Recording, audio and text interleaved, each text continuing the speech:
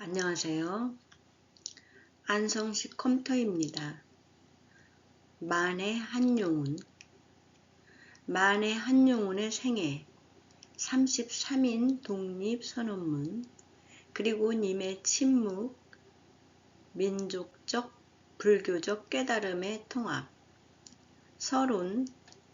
만해 한용운은 1879년에서 1944년 일제강점기 조선의 대표적인 독립운동가이자 승려 시인으로 그의 생애는 불교의 현실 참여, 민족 독립투쟁, 그리고 문학적 창조가 하나로 융합된 상징이다. 그는 3.1 만세운동의 대표 민족 33인 중 불교계를 대표하며 독립선언문 작성에 핵심적으로 참여했으며 그 정신은 시집 님의 침묵 1926년에서 절절히 드러난다.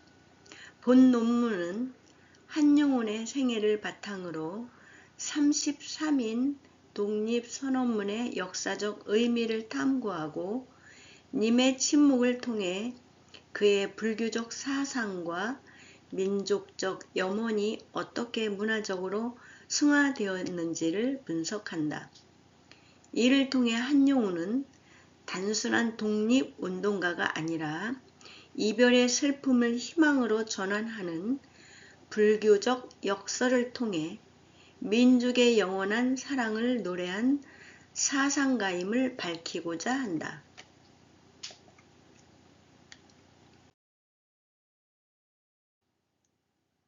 만해 한용운. 1. 만해 한용운의 생애. 불교 개혁에서 민족 구국으로. 한용운은 1879년 8월 29일 음력 7월 12일 충청남도 홍성군 결성면 성공리에서 부농 한응준과 방수경의 차남으로 태어났다. 본관은 청주 한씨이며 아명은 유천이었다. 유년기부터 한학을 익혀 9세에 물리에 통달할 정도로 총명했으나 1894년 갑오 동학 농민운동 당시 아버지가 홍주성 방어에 참여하다 사망하면서 가정 형편이 어려워졌다. 1809년 18세에 고향을 떠나 설악산 오세암에 입산, 1905년 백담사에서 김영곡을 은사로 출가하여 법명 용운, 호만해를 받았다. 출가 후 그는 불교 개혁의 선구자가 되었다. 1909년부터 집필한 조선 불교 유실론 1913년 간행은 조선 불교의 무능과 타락을 비판하며 승려의 결혼 허용, 정교 분리, 사회 참여를 주장하는 불교 사회개혁론을 제시하였다. 1910년대에는 불교 대전을 간행하고 잡지 유심 1918년을 창간하여 불교의 대중화와 청년 포교를 추진했다. 그는 불교는 현실을 떠난 것이 아니라 현실 속에서 구원을 실천해야 한다고 역설하며 전통 불교를 민족과 연결짓는 민족 불교의 기틀을 마련했다.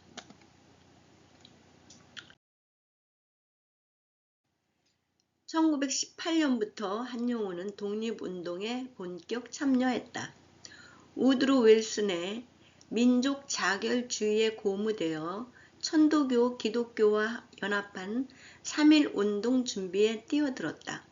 1919년 3월 1일 민족 대표 33인으로 태화관에서 독립선언서를 낭독하고 만세를 선창한 뒤 자진 출도하여 체포되었다. 서대문 형무소에서 3년형을 선고받고 복역하는 동안 조선 독립의 서를 집필하여 상하이 임시정부에 전달하기도 했다. 1922년 추록 후에도 물산장려운동, 밀립대학 설립운동, 신간의 활동, 만당 조직 등 비폭력 민족 운동을 지속했다.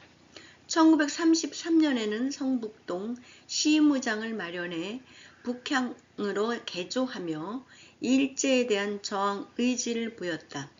1935년 이웃수공과 재혼하여 대처승으로서도 민족 정신을 지켰다. 1944년 6월 29일 시무장에서 중풍으로 입적하기까지 그는 끝까지 독립을 염원했다. 광복을 1년 앞두고 세상을 떠난 그의 생애는 불교의 자비와 민족의 자주가 하나로 융합된 삶이었다.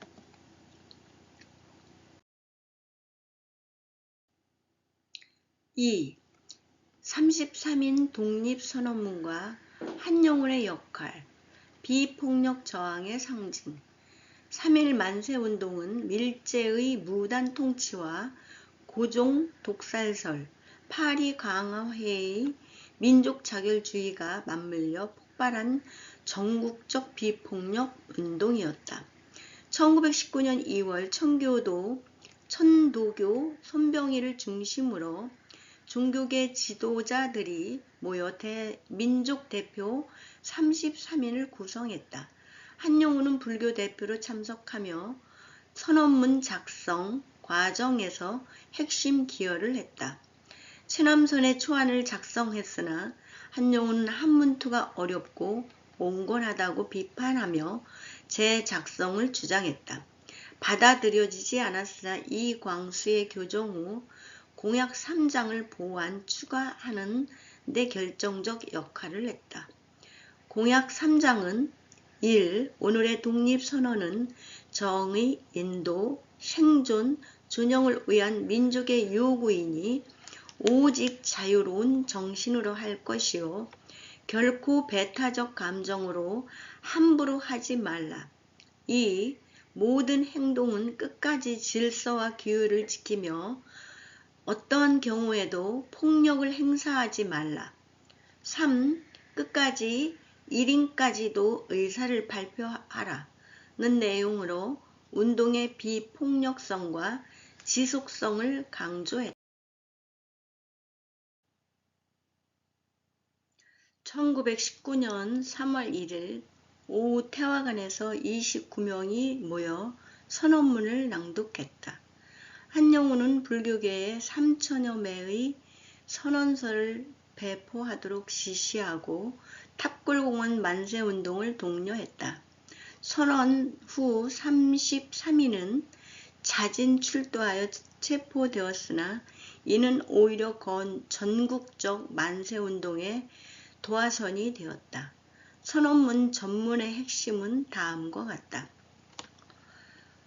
5등은 현의 조선의 독립국임을 조선인의 자주민임을 선언하노라. 차로서 세계 만방에 고하야 인류 평등의 대의를 극명하며 차로서 자손 만대에 고하야 민족 자존의 정권을 영육해 하노라. 이는 조선의 역사적 권위 반만년과 민중의 염원이 2천만 인류 평등의 대의를 바탕으로 독립을 선언하는 내용이다. 한용운의 공약 3장은 선언문의 민족적 실천 지침을 더해 운동의 질서를 유지하게 했다. 33인의 투옥에도 불구하고 운동은 전국으로 확대되어 7천여 명이 사망하는 희생을 치렀으나 한국 독립운동의 정신적 기틀을 마련했다.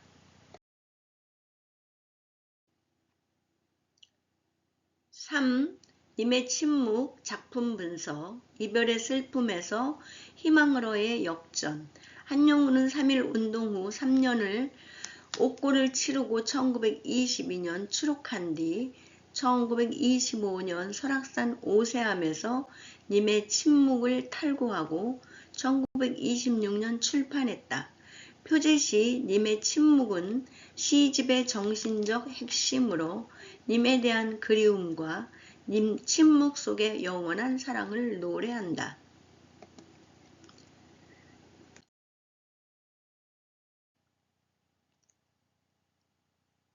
원문 현대어 표기는 다음과 같다. 님은 같습니다. 아, 사랑하는 나의 님은 같습니다. 푸른 산빛을 깨치고 단풍나무 숲을 향하여 난 작은 길을 걸어서 차마 떨치고 갔습니다. 황금의 꽃같이 굵고 빛나던 옛 맹세는 차디찬 티끌이 되어서 한숨의 미풍에 날아갔습니다. 날카로운 첫 키스의 추억은 나의 운명의 지침을 돌려놓고 뒷걸음쳐서 사라졌습니다. 나는 향기로운 님의 말소리에 기먹고 꽃다운 님의 얼굴에 눈멀었습니다. 사랑도 사람의 일이라 만날 때 미리 떠날 것을 염려하고 경계하지 아니한 것은 아니지만 이별은 뜻밖의 일이 되고 놀란 가슴은 새로운 슬픔에 터집니다. 그러나 이별을 쓸데없는 눈물의 원천을 만들고 마는 것은 스스로 사랑을 깨치는 것인 줄 아는 까닭에 걷잡을 수 없는 슬픔의 힘을 옮겨서 새 희망의 정수박이에 들어 부었습니다. 우리는 만날 때 떠날 것을 염려하는 것과 같이 떠날 때 다시 만날 것을 믿습니다. 아, 님은 같지만은 나는 님을 보내지 아니하였습니다. 제 곡조를 못 이기는 사랑의 노래는 님의 침묵을 휩싸고 돕니다.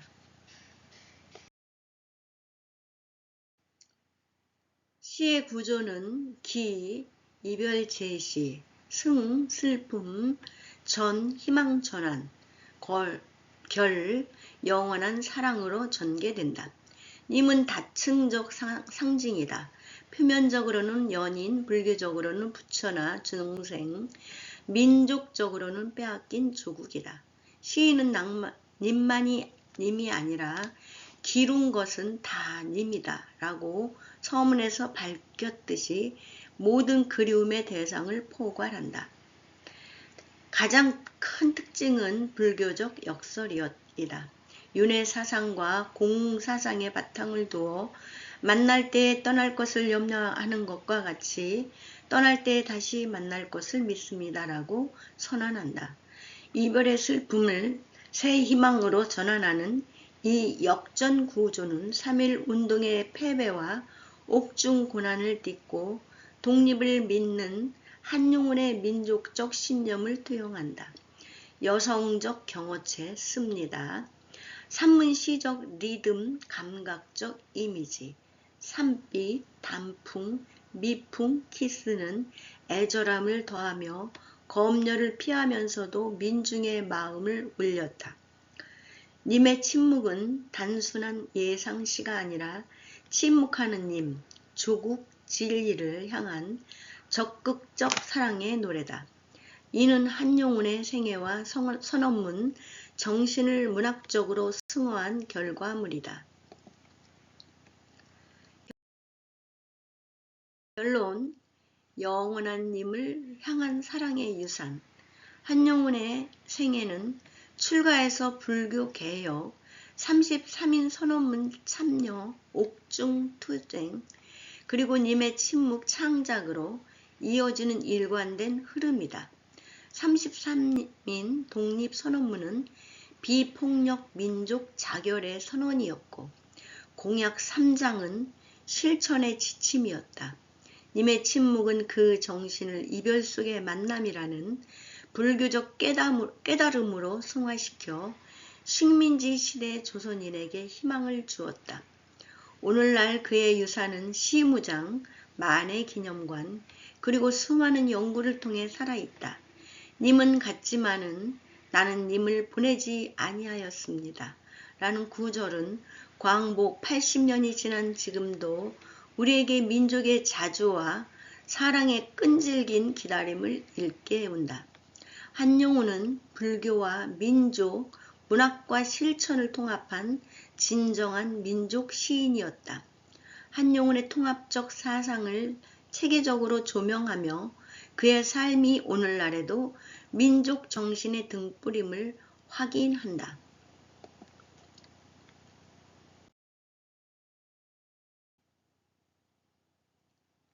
만해 한용운. 감사합니다.